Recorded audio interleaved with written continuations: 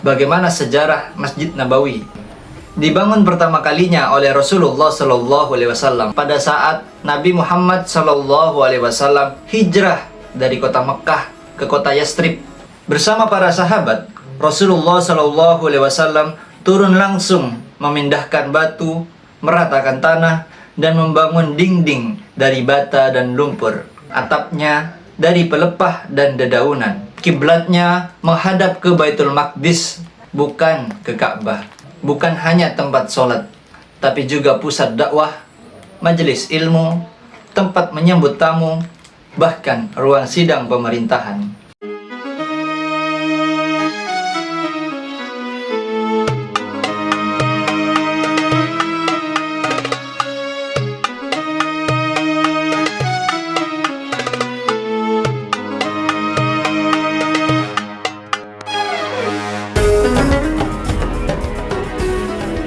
Ada sebuah kota yang tak pernah lelah menyambut tamu, kota yang tak pernah tidur dalam doa.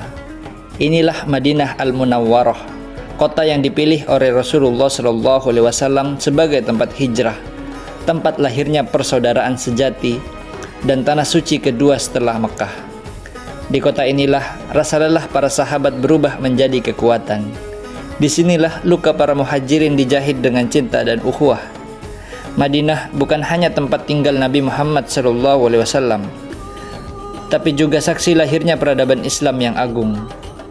Di tengah kota suci Madinah, berdiri sebuah masjid yang bukan hanya megah dalam arsitektur, tapi juga agung dalam sejarah. Inilah Masjid Nabawi, masjid kedua yang dibangun dalam Islam, dan tempat peristirahatan terakhir Rasulullah SAW. Masjid ini dibangun langsung oleh tangan Nabi Muhammad dan para sahabat tak lama setelah hijrah dari Mekkah ke Madinah. Dari tanah sederhana hingga menjadi salah satu tempat tersuci di dunia Islam, Masjid Nabawi menyimpan kisah luar biasa tentang iman, perjuangan, dan cinta kepada Allah. Awalnya hanya sederhana, tapi dari sinilah Islam menyebar ke seluruh dunia. Assalamualaikum warahmatullahi wabarakatuh. Apa kabar semua? Semoga Allah senantiasa memberikan kesehatan, ketakwaan, dan keimanan untuk kita semua. Pada kesempatan kali ini, kita akan menelusuri sejarah yang luar biasa. Bagaimana sejarah Masjid Nabawi? Bagaimana pendirian dari Masjid Nabawi? Salah satu masjid tersuci yang dimiliki oleh umat muslim. Dibangun pertama kalinya oleh Rasulullah SAW. Walaupun Masjid Nabawi bukan masjid yang pertama kali didirikan, masjid pertama yang didirikan Rasulullah yaitu Masjid Quba. Kita akan membahas bagaimana Rasulullah sebagai orang pertama yang membangun Masjid Nabawi. Tapi ini bukan hanya tentang bangunan, ini tentang akidah, perjuangan, dan kecintaan kepada Allah Subhanahu wa Ta'ala. Pada tahun 622 Masehi atau pada saat Nabi Muhammad SAW hijrah dari kota Mekkah ke kota Yastrib, yang kelak Yastrib tersebut kita kenal dengan kota Madinah Al-Munawwarah. Pada saat itu Rasulullah bersama para kaum muhajirin dari Mekkah ke kota Madinah. Rasulullah melewati jalur yang bukan jalur umum.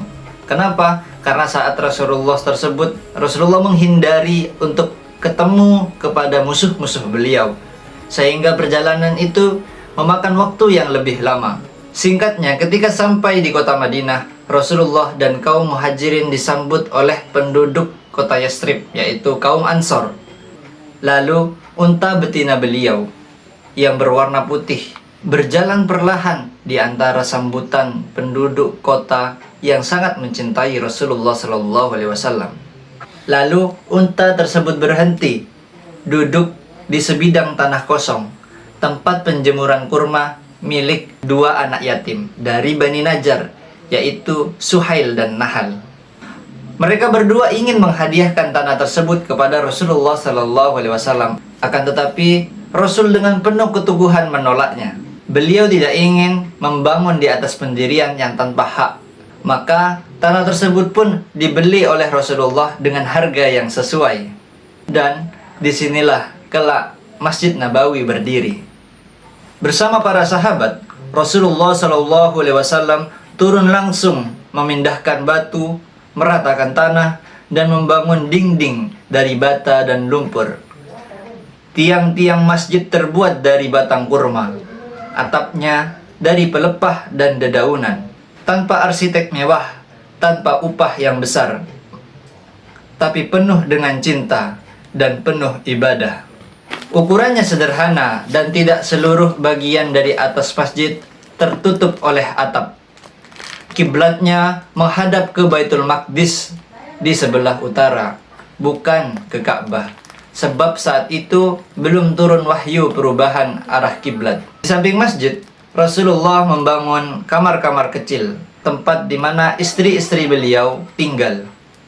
Di sana beliau tinggal bersama Aisyah dan Saudah. Masjid ini bukan hanya tempat sholat, tapi juga pusat dakwah, majelis ilmu, tempat menyambut tamu, bahkan ruang sidang pemerintahan. Disinilah Islam tumbuh, disinilah peradaban dibangun. Batu demi batu, bukan hanya mendirikan tembok, tapi menyusun umat. Setahun setelah hijrah, turunlah wahyu. Bismillahirrahmanirrahim. قد نرى تقلب وجهك في السماء فلنولينك قبلة ترضاها فول وجهك شطر المسجد الحرام. Allah memerintahkan Rasulullah dan umat Islam untuk mengalihkan kiblat dari Baitul Maqdis ke Ka'bah di Mekkah. Maka arah kiblat salat pun berubah dari utara ke selatan. Beberapa pintu dirubah, sebagian ditutup dan sebagian dibuka. Bagian utara masjid tidak dirobohkan, justru diberi atap seadanya, dan disitulah tempat yang kemudian dikenal dengan nama As-Sufah. As-Sufah adalah tempat bagi mereka yang tinggal di masjid, para fakir, kaum muhajirin yang belum punya rumah, bahkan orang-orang yang memilih hidup dengan zuhud. Mereka tinggal di sana bukan hanya untuk berlindung, tapi untuk menuntut ilmu dan dekat dengan Rasulullah SAW. Di sana Rasulullah menunjuk Abu Hurairah radhiyallahu an sebagai penanggung jawab dari mereka. Biasanya ketika Rasulullah SAW memanggil Ahlus Sufah, Rasulullah hanya memanggil Abu Hurairah. Beliaulah yang memanggil Ahlus Sufah, sehingga Ahlus Sufah berkumpul untuk menuntut ilmu ataupun hanya untuk makan bersama. Dan tahukah Anda, Abu Hurairah lah yang akhirnya meriwayatkan lebih dari 5.000 hadis ilmu yang kita nikmati hari ini. Jadi bukan hanya kaum fakir yang berada di Ahlus Sufah. Ternyata Abu Hurairah termasuk orang yang berkecukupan, namun beliau memilih hidup dengan zuhud di masjid tersebut agar bisa lebih dekat dengan Rasulullah. Bayangkan ketika Anda hidup saat itu, tinggal di masjid, tidur di lantai tanah, hanya beralaskan tikar, makan seadanya, hanya demi bisa belajar langsung dari Nabi Muhammad SAW. Kira-kira apakah Anda sanggup? Tulis di komentar, aku siap jadi Ahlus Sufah jika kamu ingin jadi pejuang ilmu seperti mereka. Lalu setelah wafatnya Rasulullah SAW, Masjid Nabawi terus diperluas oleh para khalifah Abu Bakar, Umar bin Khattab, Utsman bin Affan, dinasti Umayyah, Abbasiyah, hingga Ottoman. Dan berbentuk benar-benar seperti masjid, yaitu pada masa Al-Walid bin Abdul Malik. Ya, Al-Walid bin Abdul Malik, dan disinilah ditempatkan makam atau kuburan Nabi yang berada di dalam Masjid Nabawi. Dan pada saat masa Al-Abbasi, pertama kali itulah dibangun tempat wudhu yang berada di tengah-tengah masjid ketika itu. Nah, ini adalah pertama kali dibangun seperti kubah-kubah yang kita lihat nampak itu. Ini adalah dibangun sejak adanya sistem kerajaan di negara Arab Saudi ini. Dan pada masa Utsman, tadinya kan menaranya itu atau kubahnya itu warnanya abu-abu, dirubah menjadi hijau. Awalnya abu-abu semua itu. dirubah menjadi warna hijau. pada masa Sultan Abdul Majid Al-Awwal. الملك عبد العزيز والملك سعود وسعوا المسجد وغيروا الشكل الخارجي بالكامل. بهذا الحجم 300,000 مصلي كان يصلي بالمسجد.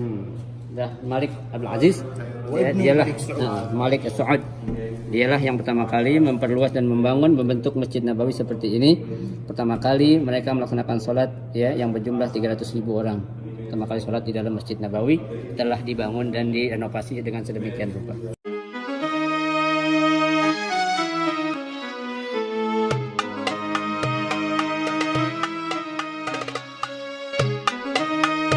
Hari ini Masjid Nabawi bisa menampung lebih dari 1 juta jamaah. Tetapi pondasinya tetap sama, cinta kepada Allah dan Rasul-Nya. Disitulah Nabi dimakamkan bersama 2 sahabatnya, Abu Bakar dan Umar. Tiada tempat di dunia ini yang lebih agung setelah Masjidil Haram kecuali Masjid Nabawi. Masjid ini dibangun bukan oleh arsitek, tetapi oleh cinta. Bukan hanya dibangun oleh uang, tetapi dibangun dengan iman. Mari kita berdoa, semoga kita semua bisa sholat di sana suatu hari nanti. Berdiri, bersimpuh, dan bersujud di masjid yang dibangun oleh tangan Rasulullah SAW. Jika kisah ini menggetarkan hatimu, klik like dan share ke teman-temanmu. Dan jangan lupa di subscribe untuk kisah-kisah sejarah Islam lainnya. Kami Mahabbah Entertainment mengucapkan maaf yang sebesar-besarnya apabila ada kisah yang tidak benar. Mari berkomentar untuk saling memberikan ilmu. Wassalamualaikum warahmatullahi wabarakatuh.